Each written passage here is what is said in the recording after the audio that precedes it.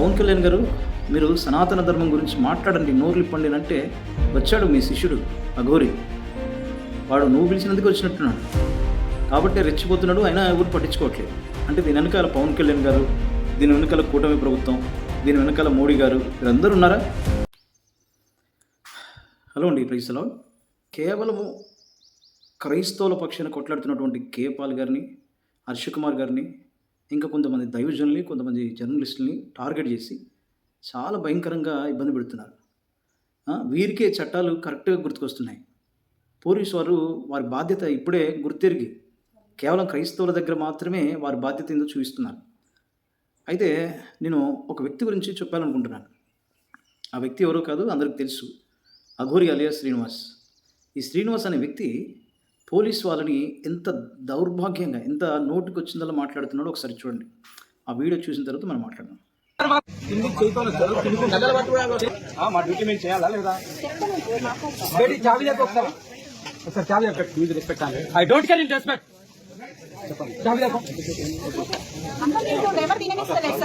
తినమనమ్మా, తినండి. తినమని 3 గంటలు అవుతుంది. 3 గంటలు కాదు, 5 hours అవుతుంది. ఎందుకు నీకు మాట్లాడట్లేదు? నీతోటి మాట్లాడట్లేదు.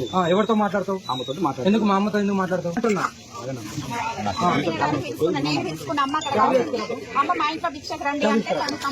ఇప్పుడు చూసిన ఎంతమంది ఇబ్బంది ఉంటుందా? ఉండదా?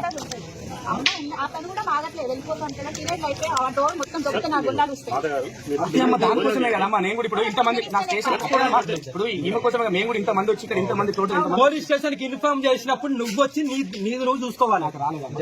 నెక్స్ట్ టైం వచ్చేసి ఇప్పుడు ఇచ్చిరా. నాకు రాలేదు. నీకు రాలేదు? నిజంగా రాలేదు. ఎంటికి ఏమన్నా వచ్చినట్టుంటే జరగండి తెలియదు.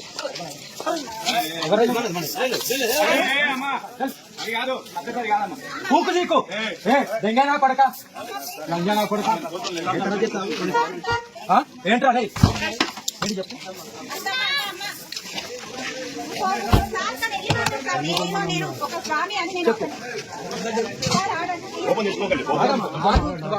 ఏంట్రా లంజనా కొడుకులారా? నా పూకు మీద ఆతరికి అంత వయసు లేదు, సాధన చేసినంత వయసు లేదు. మీరు వచ్చిందా? ఇందాక వచ్చింది కదా. పూకు నాకు అర్థమవుతుంది అంటే అర్థమవుతుంది. ఇంటిమేషన్ చేయలే, నా పూకు చేయలే. లంజా కొడుక, నీ డ్రెస్ తీస్తే నా లోపల నా బేబీ కూడా నీకు నిలిపియది. అమ్మ ఆగుతాను.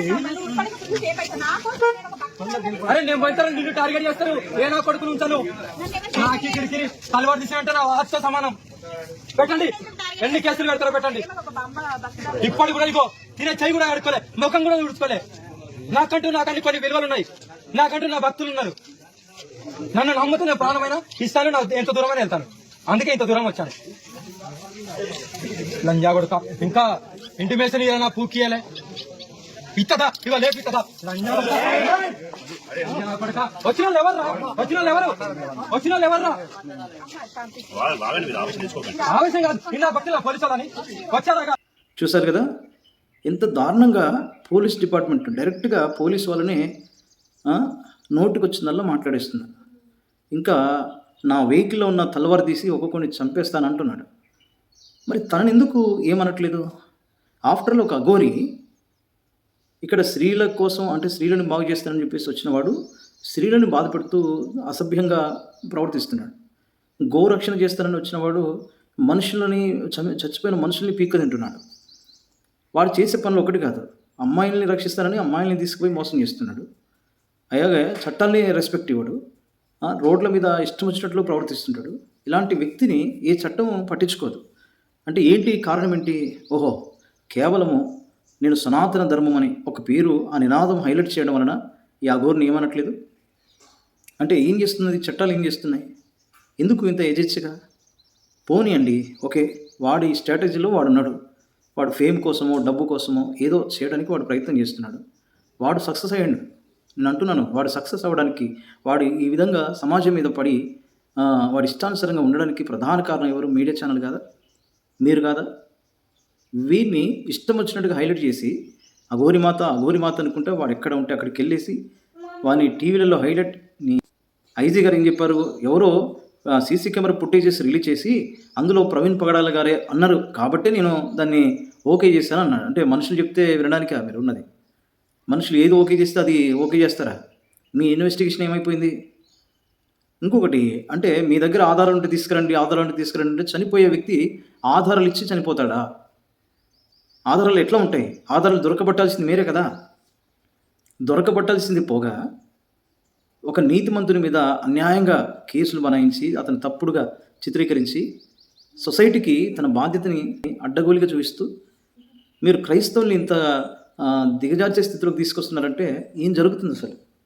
పవన్ కళ్యాణ్ గారు, మీరు సనాతన ధర్మం గురించి మాట్లాడండి, నోరు ఇప్పండి అంటే వచ్చాడు మీ శిష్యుడు అఘోరి.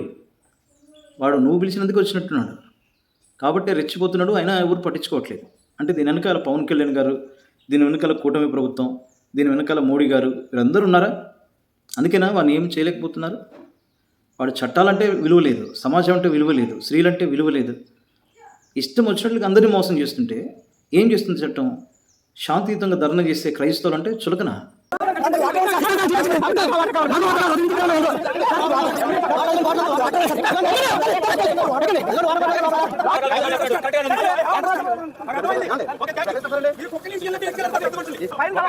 రెండు గంటలు ఏం మాట్లాడాలి? పర్మిషన్ ఇస్తున్నారు.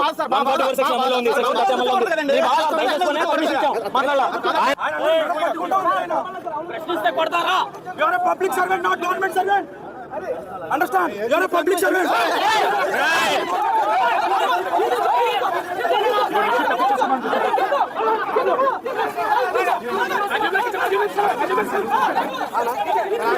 శాంతియుతంగా ధర్నా చేస్తే మాకు న్యాయం జరగాలన్న వాళ్ళు హేళనైపోయారా? మీ ఆస్తుల్ని ధ్వంసం చేశారా? రోడ్లని బ్లాక్ చేశారా? చట్టానికి వ్యతిరేకంగా ఏమైనా పనిచేస్తున్నారా? క్రైస్తవ సేవకులన్నా, విశ్వాసులన్నా, క్రైస్తవ సహోదరులన్నా, క్రైస్తవ ప్రజలన్నా ఎందుకు అంత చిన్న చూపు? క్రైస్తవుల తరపున ఎవరు మాట్లాడడానికి వచ్చినా వారిని ఎందుకు పిచ్చోల్లాగా చేస్తున్నారు? ఇదివరకు కేపాలని పిచ్చోని చేసింది మీరు కదా. ఈరోజు హర్షకుమార్ గారు కూడా గొలమెత్తి ఇది నాకు జరగదు కదా, ఇది అన్యాయం కదా, ఇంత నీతిమంతుడు ఈ రీతిగా చనిపోవడం ఏంటని తను క్రైస్తవుల పక్షాన నిలబడ్డందుకు అతన్ని అరెస్ట్ చేస్తారా? నిన్ను ప్రశ్నిస్తే ఇష్టానుసారంగా మమ్మల్ని చేస్తావా? ఇయే మా బర్త్డే విషెస్. ఒక క్రిస్టియన్ని చంపించావు నువ్వు, ఒక క్రిస్టియన్ ఫాదర్ని చంపించావు, కేసును తారుమారు చేసావు. ఇప్పుడు దాకా పోస్ట్ మార్టం రిపోర్ట్ రిలీజ్ చేయలేను. నీకు తెలియకుండా అన్నీ జరుగుతాయా? ఇక్కడ క్రిస్టియన్ ఫాదర్ చనిపోతే ఏదో క్రిస్టియన్లకి ఏమో తాయిలాల కింద 6-7 నెలలు పెన్షన్లు ఇచ్చేసి చక్కబెట్టేద్దాం అనుకున్నావా? చూసావా జనాల్ని ఒక పిలుపుకి? వచ్చిన ప్రతి ఒక్కడు కూడా హత్యని నమ్ముతున్నాడు.